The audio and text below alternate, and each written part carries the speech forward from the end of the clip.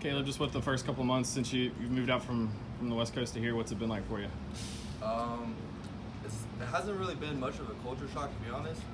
I would actually say Tennessee's a lot like where I'm from. I'm from Napa, so we got like a lot of nature, like trees, like just it's been a pretty easy transition. The guys on the team, everybody's been real nice. That's one thing I would say about down south. Like everybody's nice and welcoming out here compared to California. But yeah, the transition's been good, and the last 3 months I've just been working on getting my body right, and yeah. How much for you is this sort of I don't want to say a contract year, but this is your last year. You're looking to make a big impact and kind of set yourself up for the next step. Honestly, like I don't even I think about it like that, but a lot of people don't know. Like this is my 7th fall camp. A lot of people don't know. I did 3 years of junior college football. My first year, I tore my MCL, and then I played 2 years in junior college. Then I transferred to SC, and I redshirted, and then I played 2 years, and then my COVID year. So like, man, I'm just out here. I feel blessed to just be able to play football. Like, obviously, like the price of poker goes up a little bit, but I'm not really worried about all that. I just like playing football. So yeah. How's it been being coached by Ronnie Gardner here early on? Yeah, it's been great. He's a real technician. I honestly, I feel like I've made a lot of growth. Even we've only had 3 fall camp practices, but even in those 3 days, I've made a lot of growth, like as a player. And I'm excited to work with him and just see where it ends up. Just show up every day and work. Yeah. What do you think of that defensive line unit and any guys that have stood out to you?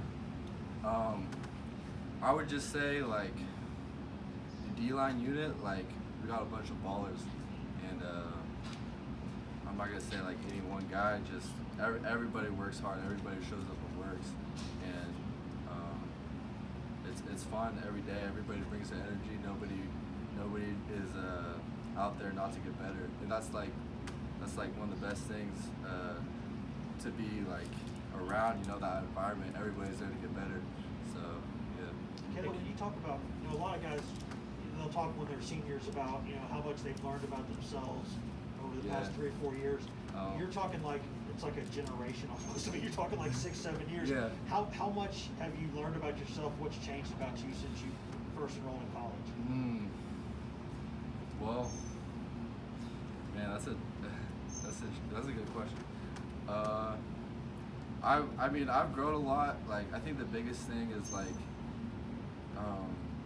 learning and like working with people. Like, you really learn how to like.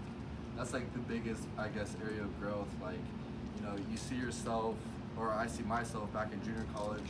I was like immature, just like, you're just out there just because you're out there to play football. You don't really know why, you're just doing it. But working with people, like, you learn how to not talk back to coaches, like, yes, sir, no, sir. You learn how to take coaching. So, like, one thing that's big for me is, like, I've really learned how to take coaching over the last couple of years. So, yeah. Do you think guys who go through JUCO sometimes have a better appreciation for things? Because I imagine you're spending 2 or 3 years at JUCO, and it's not a guarantee that you're ever going to go to a place like SC or like Tennessee. Yeah, so I had no offers out of high school, so I was like one of those guys. When you bring up stuff like that, it makes me feel old. Yes, but I try not to think about it, honestly. Yeah. What led you to pick Tennessee to transfer, and what's it like having 2 other USC transfers on the roster?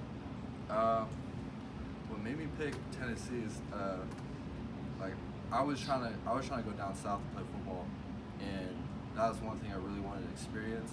And like just like this is really cool. But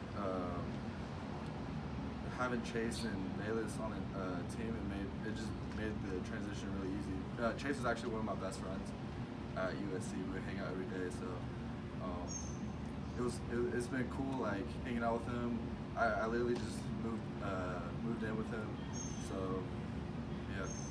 What do you feel like you're going to bring to this defensive line? Kind of what the coaches said that they want you to provide for this group. Honestly, I haven't really really thought about like what I personally think I'm gonna bring is just I just want to bring like what I personally want to bring is competition, and like I just want to go out there and work hard every day. Like I don't really worry about all the little stuff like whatever like depth charts or anything. I just want to go out there and work. Like that's yeah. How has picking up this defense gone for you? I know that sometimes, you know, it's not like D-line maybe changes as much system to system as LBs and DBs and stuff like that, but how have you gotten accustomed to this system? It's actually been pretty smooth picking up the defense. Just the way they did it, like we installed whatever a month ago our defense, and then in fall camp we're reinstalling, and a lot of the plays like whether you're blitzing the boundary or whatever, blitzing the field, like I did a lot of that at SC and even in junior college. So like a lot of like the play calls are very similar, like the movements, everything. So yeah, it definitely helps like having that experience.